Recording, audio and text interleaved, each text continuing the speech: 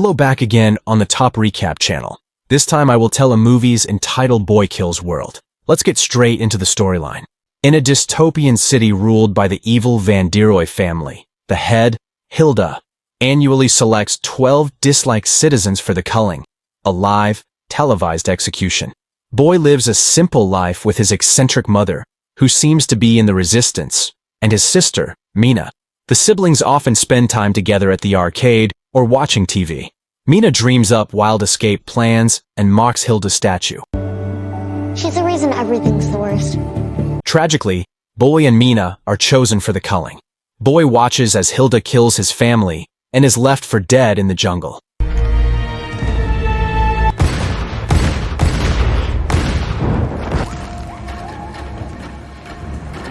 Rescued by a shaman, Boy survives but becomes deaf and mute, relying on the voiceover from his favorite video game for his inner thoughts. The shaman trains him to one day kill Hilda and get revenge. Boys hate doing chores, not me. Boy learns martial arts, strength training, and weapons use. Deadly. He practices breathing through a bamboo stick while buried in mud and eats bugs for survival. The shaman scolds him if he surfaces too soon. Oh, can't be too angry.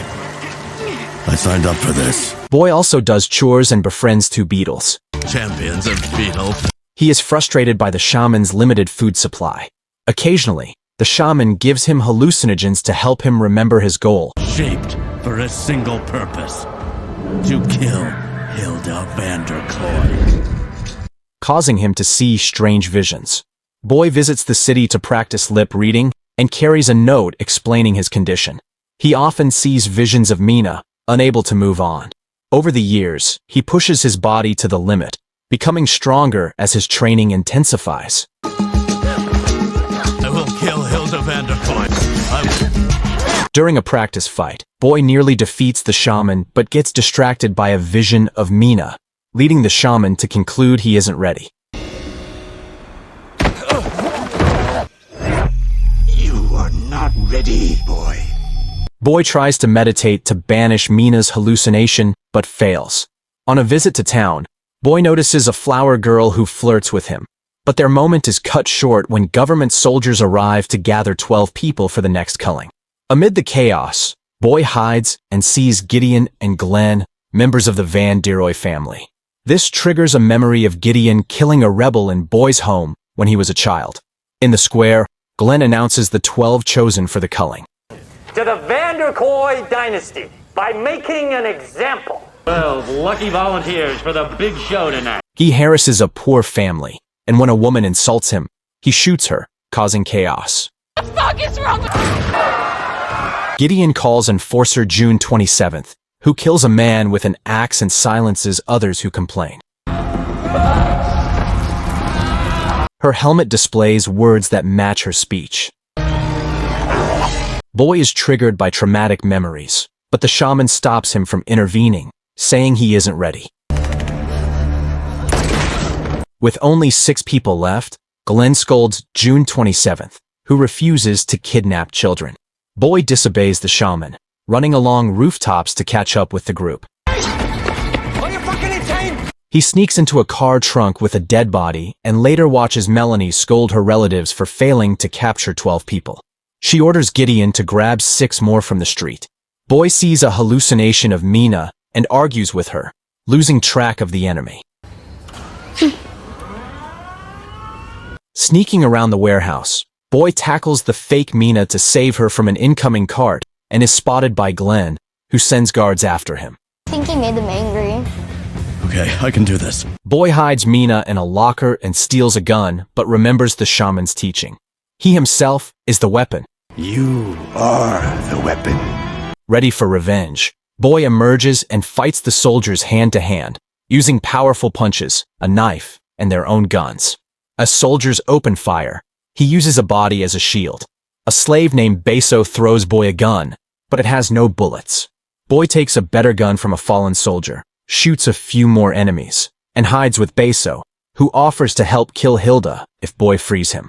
Boy shoots the chains, freeing Beso, then returns to the fight, killing more soldiers while Beso hides. Heavy punch. Total knockout. One soldier refuses to die.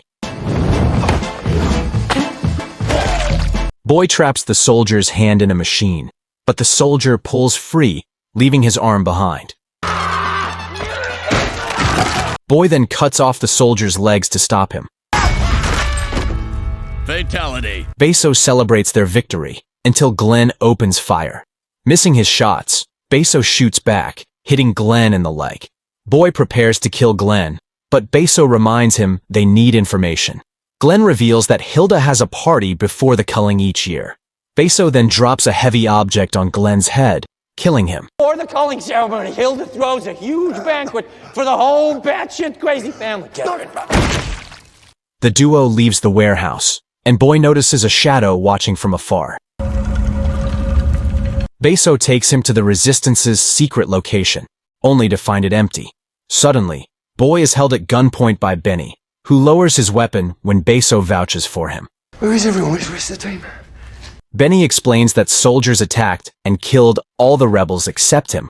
Boy struggles to read Benny's lips due to his strange dialect. Beso learns that his girlfriend is dead and has a breakdown, so Boy comforts him. They plan to infiltrate the party, but Boy is distracted by memories of Mina and still carries a drawing she made as a child. As Beso and Benny explain the plan, Boy nods along, guided by Mina's vision. June 27, she is head of security. Understand? Keep nodding. Look impressed. They gather weapons, leave in a van, and reach the mansion. They knock out a few guards and a chef, whose uniform Boy uses to enter the party. Deeply confused. Disguises. Right, I'm a chef. Boy, unfamiliar with the chef's duties, awkwardly wanders the house and gets distracted by Mshorror. Beso, disguised as a guard, sees him and reminds him to stay focused.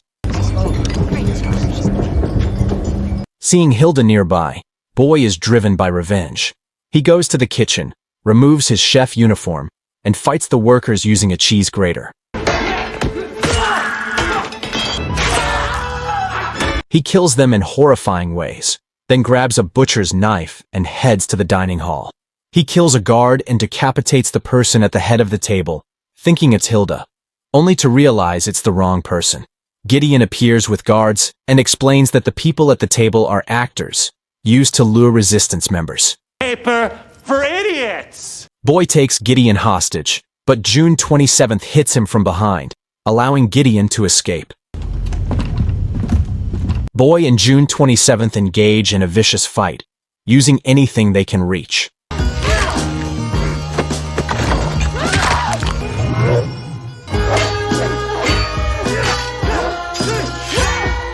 Boy lands a solid hit and removes June 27th's helmet, but he gets distracted by a vision of Mina, giving June 27th the chance to push him over a railing, knocking him unconscious. Boy has nightmares about his past, his mother and sister's execution, losing his tongue, and being hung from a tree. He remembers the shaman saving him and training him for vengeance. When Boy wakes up, he's tied to a chair, with June 27th punching him, demanding to know the shaman's location. Boy mouths an expletive at her, and she angrily throws an axe near his head. No, she got it. Gideon takes over, expressing frustration with the torture and the culling. I'm tired of this culling shit just as much as you are. He offers Boy a cigarette, which Boy eats. Gideon explains that Hilda has become paranoid and murderous, killing innocent people instead of enemies. He promises to end it all if Boy reveals the shaman's location, but Boy refuses, and Gideon hits him. Town, motherfucker! Huh? Melanie arrives, paints Boy's lips, and announces that he'll be the main star of the culling. Take him to the studio. Boy is tied up in the studio and given a shock collar. He asks the hallucination of Mina why she didn't let him kill June 27th, but she doesn't know. I don't know. The show begins.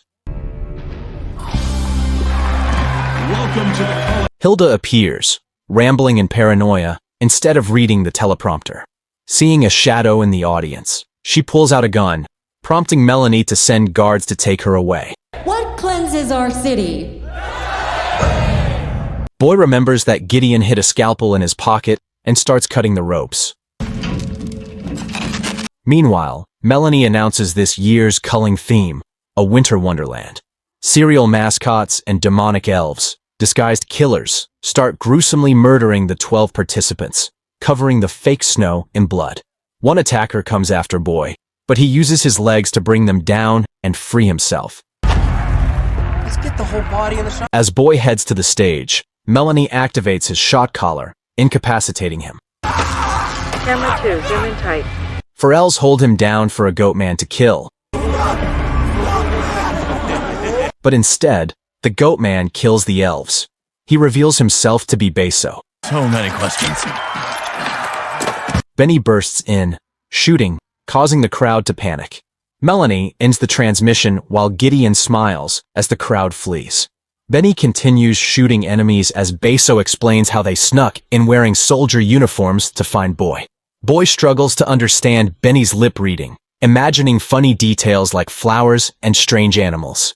Benny gives Boy a brass knuckle gun that fires bullets when he punches. The trio springs into action, easily killing enemies behind the scenes. Meanwhile, Melanie, realizing Gideon's plan, points a gun at him as he tries to leave. The fight continues as Boy battles a serial pirate mascot, using his brass knuckle gun and a carrot from a snowman. Running out of bullets, Benny throws him a clip. Boy reloads, then punches and shoots the pirate's face simultaneously. He sees Mina, who looks scared of his violent side. Melanie tries to shoot Boy, but Benny tackles him, taking the bullet instead. Beso fires back, scaring Melanie into hiding. Benny dies in Boy's arms, saying something Boy can't understand. Melanie sneaks around and shoots Beso before targeting Boy again. I'm a goddamn broadcast miracle worker. Boy uses a pineapple mascot as a shield, rolling it to knock Melanie down and capture her. He ties her to a chair and pushes a camera towards her, killing her instantly. Checking on Beso, Boy finds him alive but weak. Determined, they move through the hallway, encountering more guards. Beso struggles to walk, so Boy kills every guard in their way, fueled by memories of his family's death. After several minutes of violence, Boy realizes Beso has died from his wounds. Nearby, he finds Gideon, also shot by Melanie. With his last energy, Gideon gives Boy a key card to Hilda's bunker. Boy prepares to kill Gideon out of mercy, but Mina appears. Boy tells her she is dead, and that he doesn't need her. You're not real. Listen to me. I'm your sister. The hallucination disappears, and Boy kills Gideon. Boy enters the elevator, and Hilda appears on the screen, telling him he'll die for nothing. Boy shows Mina's drawing, indicating he's doing it for her, which causes Hilda to hang up. The elevator takes him to the bunker, and when the doors open, the guards don't shoot. June 27th escorts Boy to the main room, where he sees family paintings that include him and Mina as children. Hilda rushes to hug him and apologizes for not recognizing him, revealing that Boy and Mina are actually her children. As Hilda explains, Boy starts to remember the truth. Your mother is dead. This is your mother. Hilda killed your family. It's me. He had been at the calling not as a victim, but as a participant. The real victims were the shaman, his son, a woman Boy thought was his mother, and her daughter. Hilda had forced Boy to shoot them. But he had a breakdown after killing the children and the woman. This erratic shooting caused panic, allowing the shaman to escape. Overcome with guilt, Boy fled into the jungle. The shaman found him and started to choke him, but stopped when he got an idea. He kidnapped Boy and brainwashed him, changing his memories. The shaman injured Boy, making him believe the wounds were from the government. He cut out Boy's tongue and burned his ears to make him more controllable. Back in the present, Hilda finishes the story by revealing that Boy has been killing his aunts and uncles. She also reveals that June 27th is actually Mina. Boy falls to his knees in shock. Hilda slaps him when he doesn't react, concluding he isn't her son anymore, and orders Mina to kill him. Believing Boy isn't her brother anymore, Mina starts beating him and prepares to kill him with an axe. She freezes when Boy raises his hand, remembering the day with the statue, and turns to kill Hilda instead. A family member activates an alarm, and soldiers open fire as Boy and Mina run to hide. They steal hidden weapons and fight their way down the corridor, making a formidable team.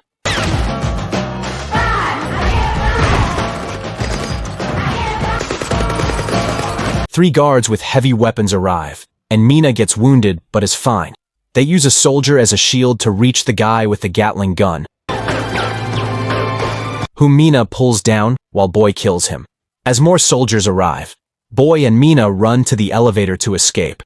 Hilda explains she has been searching for Boy all these years and hurt people because she thought they had harmed him. Suddenly, the elevator is called to a different floor, and when the doors open, they see the shaman using sign language. The shaman tells Boy to kill Mina because she's part of the evil family, but Boy refuses. Hey, motherfucker! Mina quickly attacks the shaman, landing a few hits, but he overpowers her.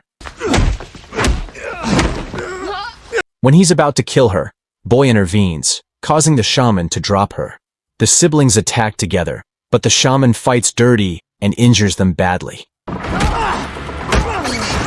He headbutts Mina, shattering her helmet and making her bleed heavily. Boy now fights the shaman alone. He steals the shaman's necklace and uses it to cut him multiple times.